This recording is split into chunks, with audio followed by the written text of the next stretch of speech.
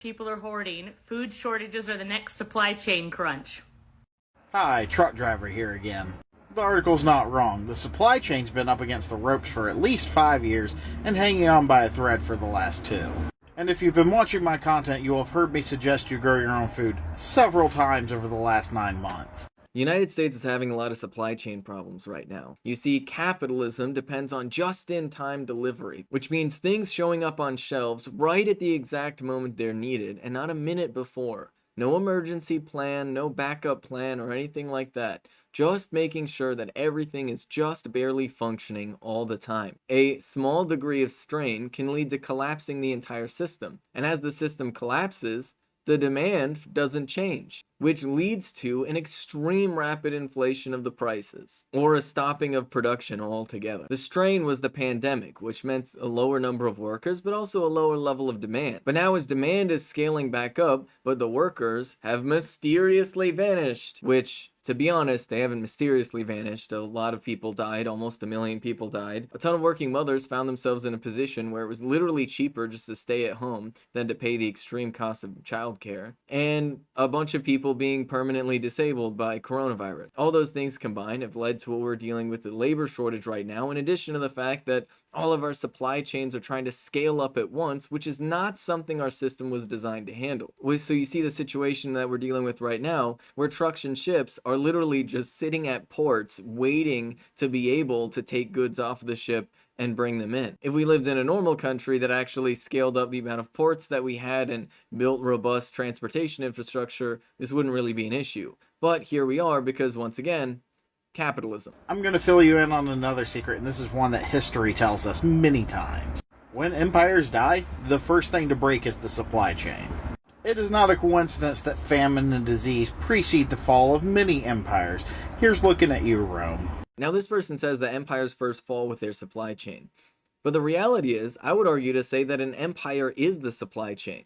The United States empire expands far beyond the borders of the United States. It includes all the countries that the United States has imperialized in an effort to maintain a global supply chain so that people in the United States can live in relative luxury as wealth is stolen from the global south to their benefit. Those supply chains ultimately are what makes up the United States empire. Now, the United States empire is collapsing for 2 reasons. One, because its own inherent instability and the fact that capitalist economics is based on not having any type of emergency plan or planning for tomorrow. It's just short-term profits for today. And then China has come to a lot of these countries in the global south that the United States has imperialized and victimized with military violence and basically said, hey, let's act like 2 sovereign countries, let's make a rational deal that is mutually beneficial, and let's build a global supply chain outside of US influence. Now, because China is offering a deal that involves building trains and hospitals and schools instead of bombing trains and hospitals and schools, most of these global south countries are choosing to work with China instead of the United States. So all of the development that's been happening in terms of the global supply chain has been very much oriented towards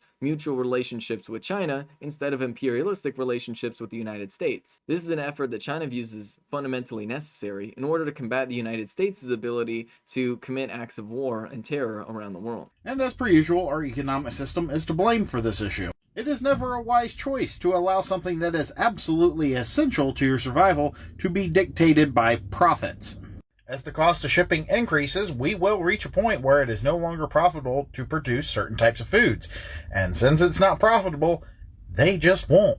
Milk, 1930s. And what he said here is really important, because what does the global supply chain collapse mean for the United States? Internally within the United States, we can basically count on the fact that the United States government is always going to prop up these giant corporations and basically leave everybody else behind. This could lead to a situation where a lot of working class Americans struggle to get access to basic necessities. I also want to talk about another thing that he's talked about, which is people growing their own food. Now, if you hang out with a lot of socialists on the internet, you've probably heard the phrase food sovereignty. Let me break down to you in short what that means. Really, it means that people in their local communities should have control over the food production system and should have some type of autonomy when it comes to feeding themselves. Now, in short, there are really two ways to do this. The first is setting up your own food production, which might be aquaponics if you're in the city, or just growing your own garden if you have the space for it. But it could also mean people in your community coming together to create some sort of group purchase agreement from a local farm nearby. This works for the farmer because they get a higher percentage of the consumer dollar, and it works for you because it's also generally cheaper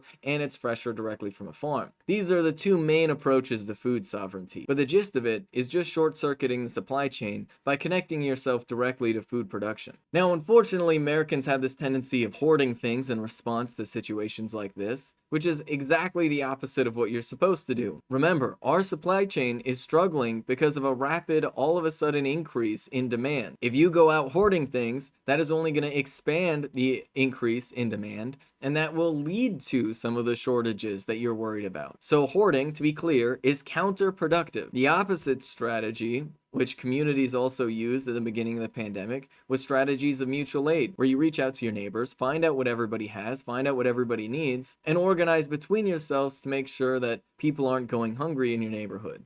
If that is a strategy that people use, then you'll find yourself in a much better situation where you have a community support around you, and you know that there aren't going to be people in your community rushing to rip everything off of the shelves immediately. Because seriously, if you go the hoarding route, how many cans of beans can you eat before you get sick of them? This is Ben Carollo with Rebel Headquarters. You can catch my show Galaxy Brain on the Young Turks Twitch channel every Friday at 4 p.m. Eastern Time. You can follow me on Twitter if you want to stay up to date with my content.